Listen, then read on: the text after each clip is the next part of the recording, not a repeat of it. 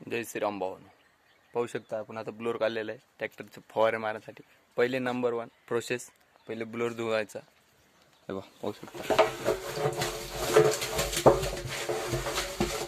पुरा पैकी ब्लोअर एकदम कोरडा करायचा. पहिला असा पुरा पैकी ब्लोअर पुरा कोरडा करून सन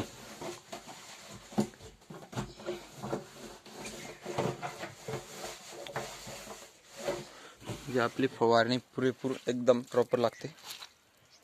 मग नंतर आपण बाजूला फडका ठेवायचा. आपलं गाळण आहे, गाळणचा फडका येतो शकतो.